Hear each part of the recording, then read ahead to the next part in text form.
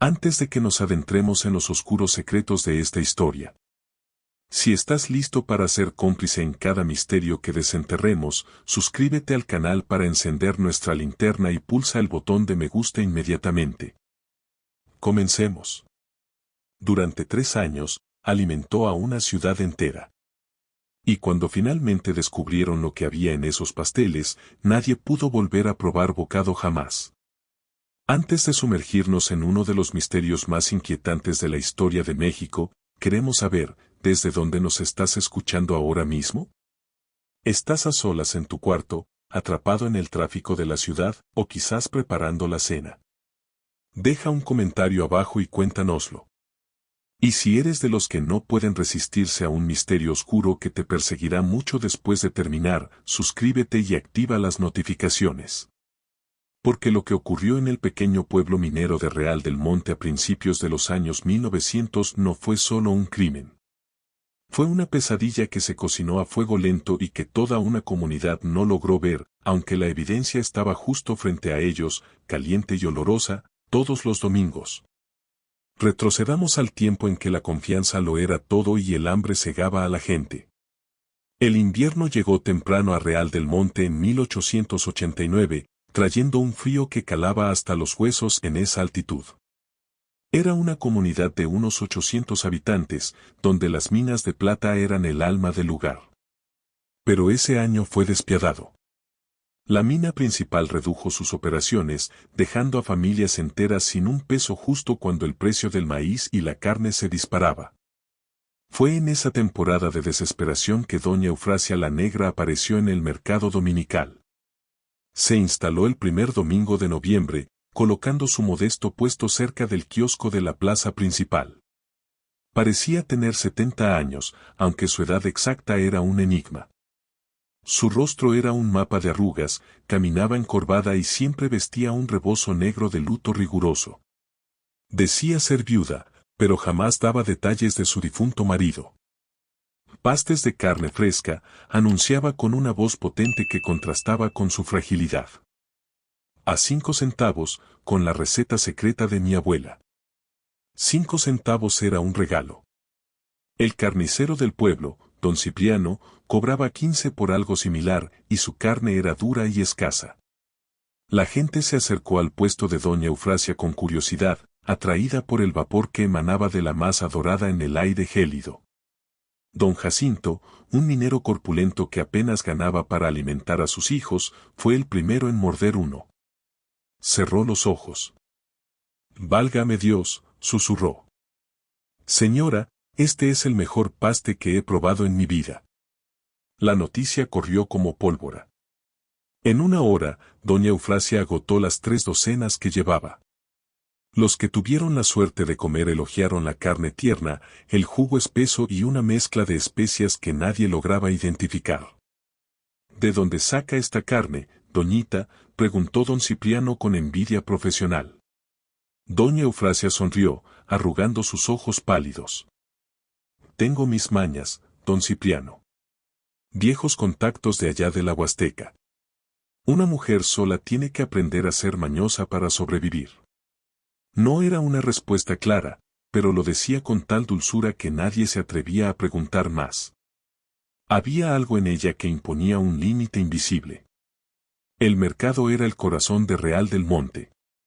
Allí estaba doña Carmen con sus conservas, la familia García con pan que parecía más aserrín que trigo, y el viejo Pascual tocando el violín cuando el frío no le entumecía los dedos. Doña Eufrasia se volvió parte del ritual. Llegaba al alba con una mula vieja y, para el mediodía, ya no le quedaba ni una migaja. Entonces, recogía todo y se perdía por el camino del bosque hacia la montaña. «¿Dónde vivirá la doñita?», le preguntó la joven Luz a su padre, el secretario del ayuntamiento. «Allá arriba, por el Monte de la Cruz», respondió él sin darle importancia. Nunca lo ha dicho y no es de buena educación andar de metiche con una señora sola. Nadie notó que doña Eufrasia solo existía los domingos. No iba a misa, no compraba en la botica ni visitaba el correo. Aparecía, vendía sus manjares y se esfumaba como la neblina. Pero el pueblo tenía demasiada hambre para sospechar. El padre Vicente la puso como ejemplo de caridad y el alcalde la mencionó como un milagro vecinal. La primera desaparición ocurrió 3 semanas después de su llegada.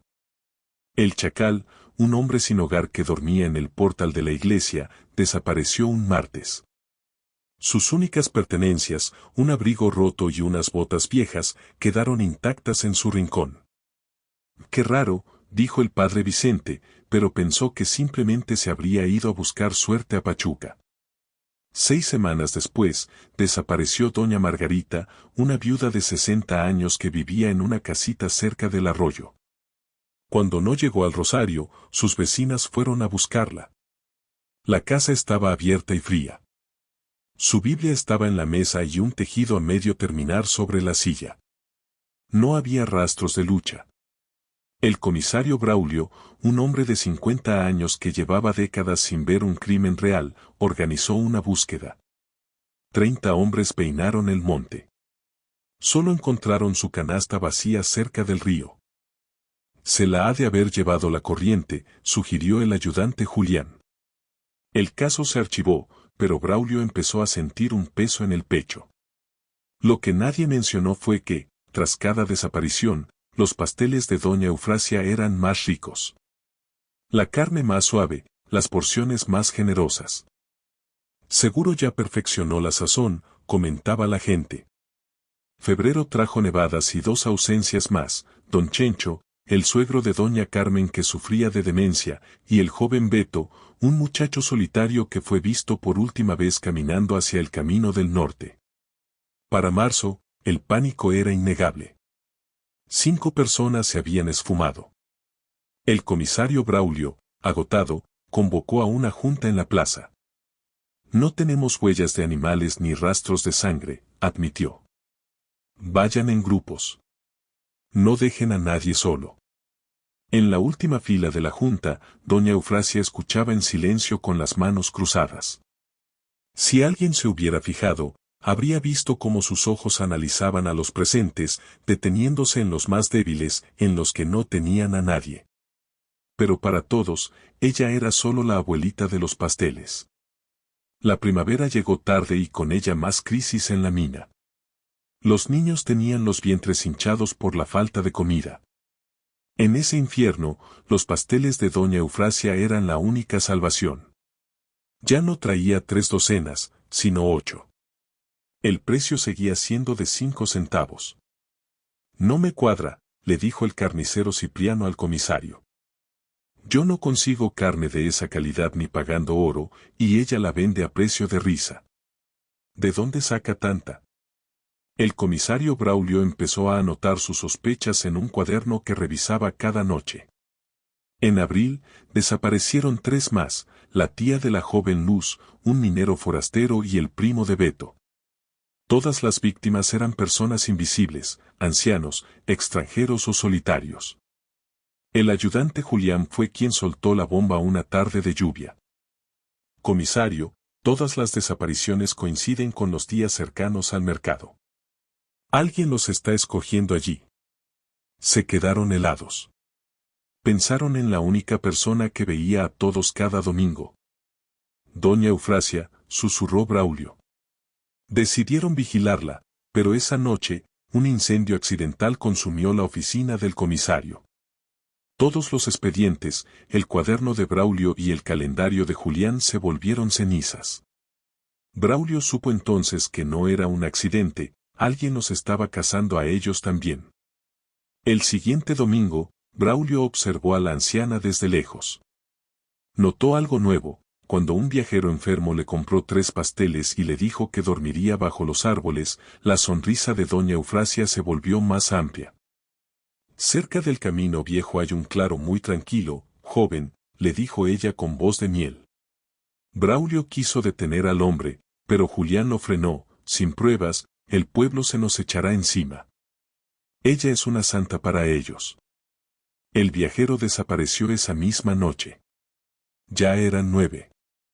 Braulio decidió que el próximo sábado la seguiría hasta su guarida en el bosque, pasara lo que pasara.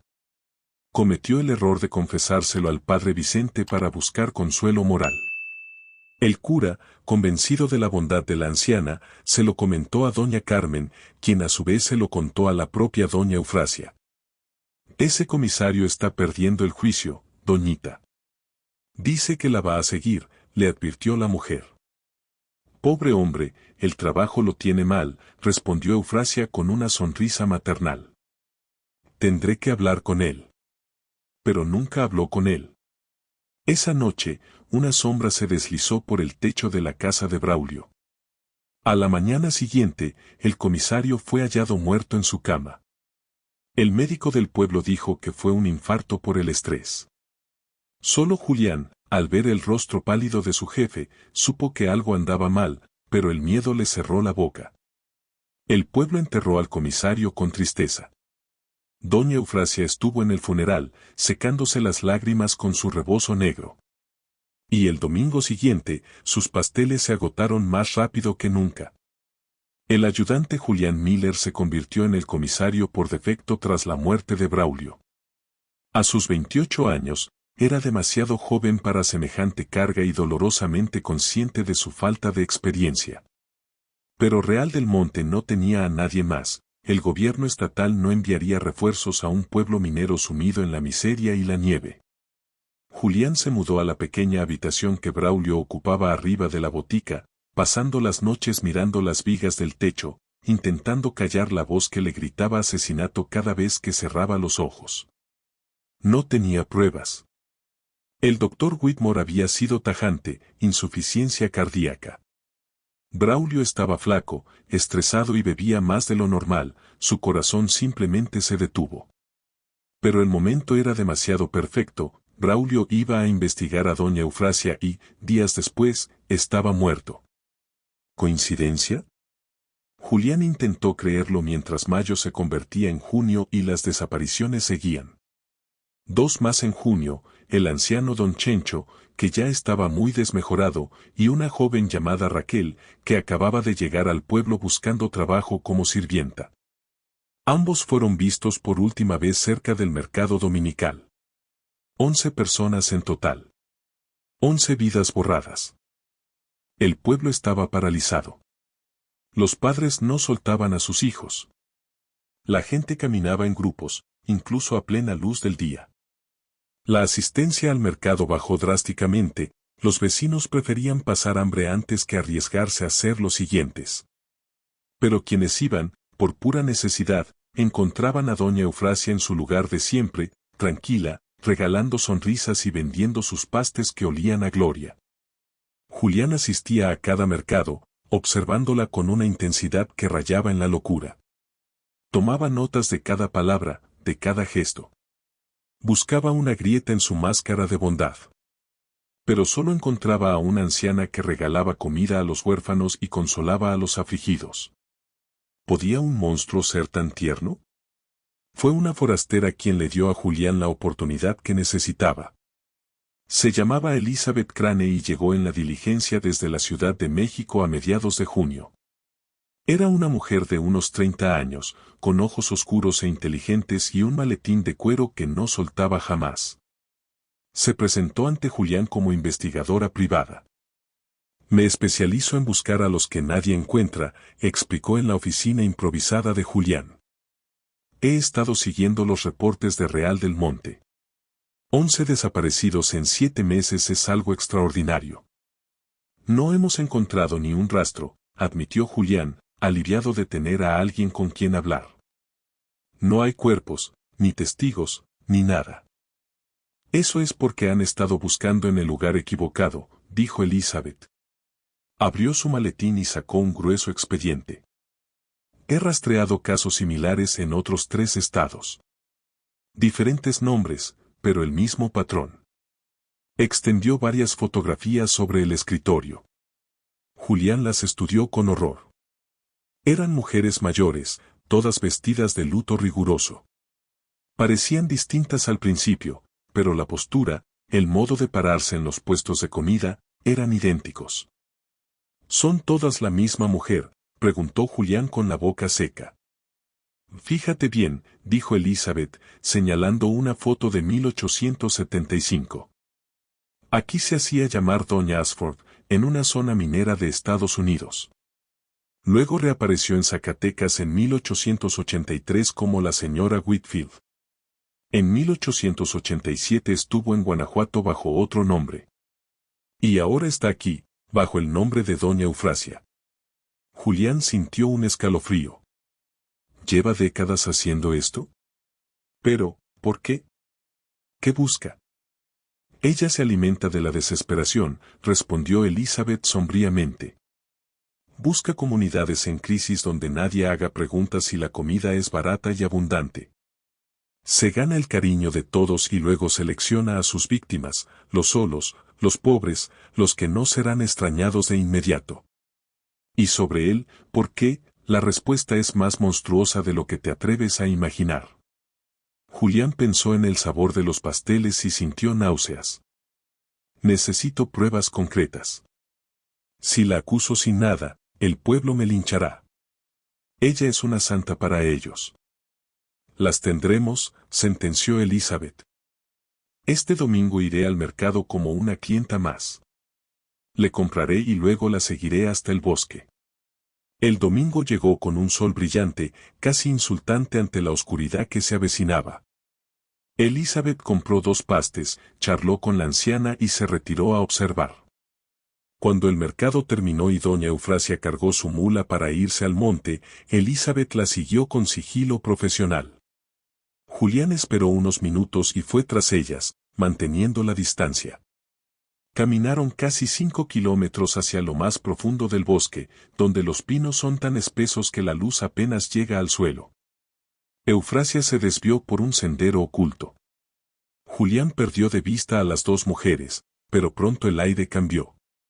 Un olor dulce y podrido, mezclado con químicos, empezó a flotar entre los árboles. Era un aroma que despertaba un instinto primario de huida. Al final del sendero, Julián encontró un claro con una cabaña destartalada. Detrás, había un cobertizo grande con una puerta asegurada por un candado pesado. El carro de la anciana estaba allí, pero no había rastro de nadie. De pronto, un grito desgarrador salió del cobertizo. Era la voz de Elizabeth. Julián corrió y disparó su revólver contra el candado. Al abrir la puerta, el olor lo golpeó con tal fuerza que tuvo que taparse la cara. En la penumbra, vio a Elizabeth en el suelo, forcejeando. Sobre ella, doña Eufrasia ya no parecía una anciana frágil. Tenía un atizador de hierro en alto, lista para asestar el golpe final. Pero lo más terrible estaba detrás. Julián vislumbró lo que su mente se negaba a procesar, figuras colgando de ganchos, mesas de carnicería con herramientas quirúrgicas y barriles cuyo contenido era mejor no mirar. No deberías haber venido, muchacho, gritó Eufrasia. Su voz ya no era dulce, era fría y calculadora. Esto no tenía que terminar así. Aléjate de ella, ordenó Julián apuntándole. Vas a dispararle a una vieja indefensa, se burló ella. ¿Qué dirán tus vecinos? Dirán que el sheriff se volvió loco y atacó a la mujer que les dio de comer cuando nadie más lo hizo. Braulio también pensó que era muy listo, y mira dónde terminó. Aquello fue la confesión definitiva. Elizabeth, herida, aprovechó la distracción para derribar a la anciana de un tirón de piernas. Busca ayuda, Julián. No la dejes, gritó la investigadora. Julián tuvo que elegir, quedarse y arriesgarse a que la anciana lo matara a él también, o correr por testigos. Corrió. Corrió como si el mismo diablo le pisara los talones. Llegó al pueblo en 20 minutos y entró en la cantina, donde los hombres más recios se reunían. Necesito armas y linternas, jadeó. He encontrado a los desaparecidos. Por favor, confíen en mí. 10 hombres lo siguieron. Cuando llegaron al claro, encontraron a Elizabeth inconsciente, pero viva. Doña Eufrasia se había esfumado. Pero lo que encontraron dentro del cobertizo hizo que hombres curtidos en la mina cayeran de rodillas a vomitar. La fuente de la carne tierna y el sabor excepcional de los pasteles ya no era un misterio. Estaba escrita en la evidencia macabra que llenaba el lugar. Esa noche, Julián convocó a todo el pueblo a la iglesia. El ambiente era de un terror absoluto. Julián les contó la verdad: las 11 personas desaparecidas nunca se fueron. Estaban en los pastes. Habían estado consumiendo a sus propios vecinos, amigos y familiares durante 7 meses. La iglesia estalló en un aullido colectivo de asco y dolor. Madres se abrazaban a sus hijos llorando, hombres gritaban negándolo todo. Fue una violación del tabú más sagrado de la humanidad. Fuimos víctimas de un engaño perfecto, les dijo Elizabeth Crane, con la cabeza vendada. Ella sabe cómo preparar la carne para que sea indistinguible del cerdo o la ternera. Lo ha hecho antes y lo volverá a hacer. Durante días, el pueblo vivió un trauma que ninguna medicina podía curar. Real del Monte se vació. Quienes pudieron irse, lo hicieron, huyendo de los recuerdos y del sabor que aún sentían en la garganta. El mercado se volvió un lugar desierto. El carnicero cerró su tienda porque nadie soportaba ver un trozo de carne. El padre Vicente dejó de dar misa, no sabía cómo hablarle a un Dios que permitió tal atrocidad. En septiembre, Julián recibió una carta de Elizabeth desde un pueblo de Michoacán. He encontrado el patrón de nuevo, decía la carta. Una viuda que vende panes dulces baratos. Ya faltan 3 personas. Ella sigue ahí fuera, Julián. Siempre habrá comunidades desesperadas que no hagan preguntas. Julián dobló la carta y miró hacia el bosque. El invierno volvía a Real del Monte, cubriendo el pueblo con una nieve blanca que, para él, ya nunca más simbolizaría la pureza, sino el sudario de una verdad que el mundo preferiría olvidar. En una fría mañana de diciembre, Julián se encontraba en la plaza del mercado vacía, recordando cómo era todo hacía apenas un año. Las multitudes, las risas, el sentido de comunidad y el olor de los pastes de doña Eufrasia, atrayendo a la gente como polillas a la llama. Todo se había ido, destruido por un monstruo que portaba el rostro de la bondad. Todavía estaba allí cuando se acercó doña Carmen, una de las pocas residentes que decidió quedarse. Comisario Julián, dijo en voz baja. He pensado en irme con mi familia a la Ciudad de México, pero antes quería su opinión. ¿Por qué quedarse?, preguntó Julián con sinceridad. Aquí no quedan más que malos recuerdos. De eso se trata, respondió ella. Si todos nos vamos y tratamos de olvidar, esas 11 personas también serán borradas. Sus muertes serán solo un cuento de miedo. Pero si nos quedamos y recordamos, entonces tal vez sus vidas significaron algo. Julián se quedó porque alguien necesitaba mantener los registros. Alguien debía asegurar que lo ocurrido en Real del Monte fuera real y no solo una leyenda de advertencia. Así, la ciudad atravesó el invierno de 1890 como un animal herido. La población bajó a menos de 400 almas. Los que quedaron fueron los tercos, los pobres o los quebrantados que sentían la oscura obligación de dar testimonio. En abril, Julián recibió una carta que le hizo temblar las manos.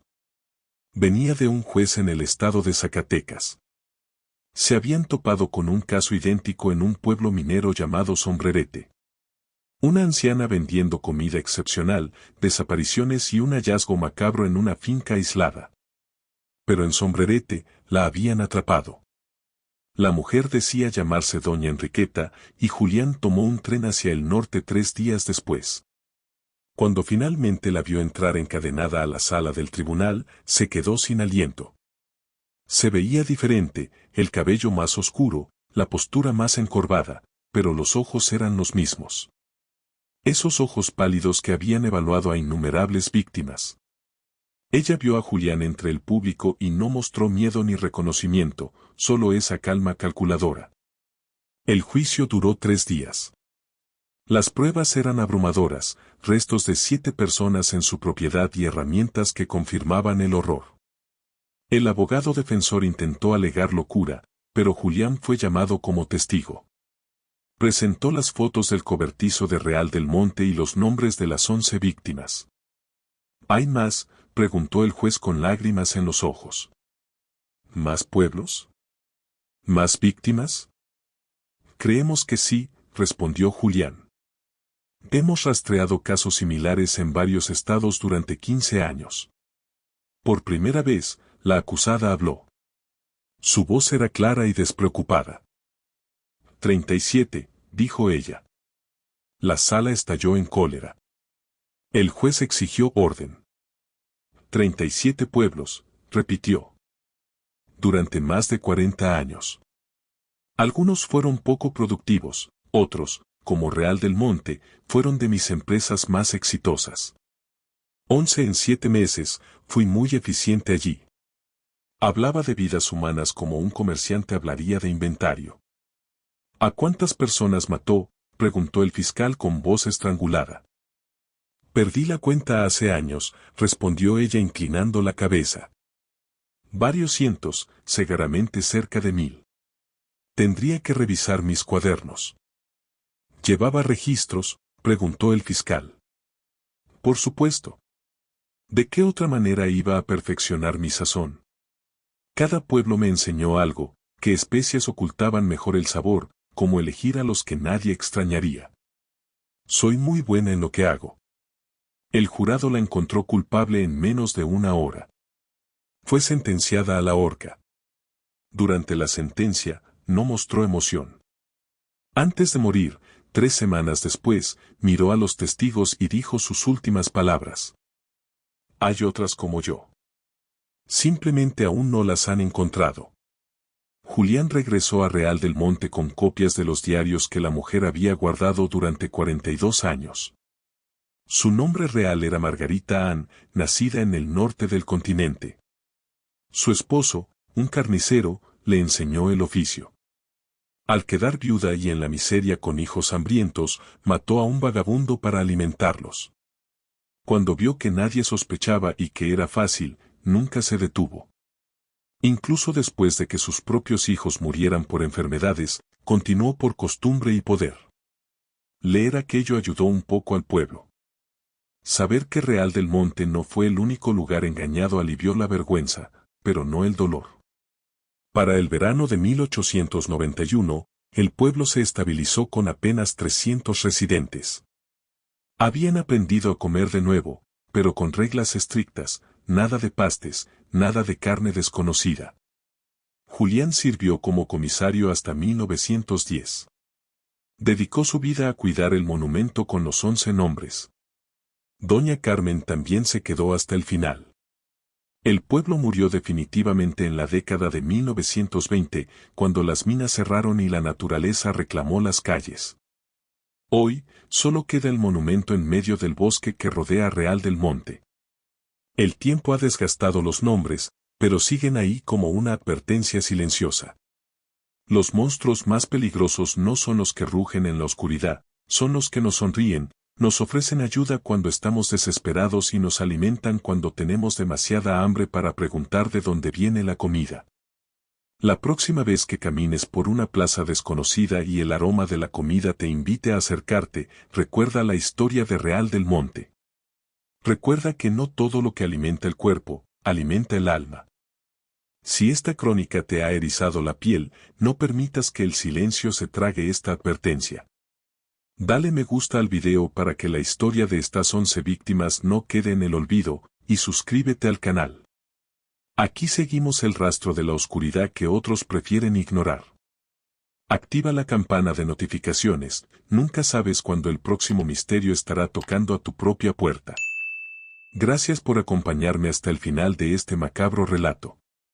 Gracias por ser parte de los que no cierran los ojos ante la verdad. Nos vemos en la próxima sombra. Dios los bendiga.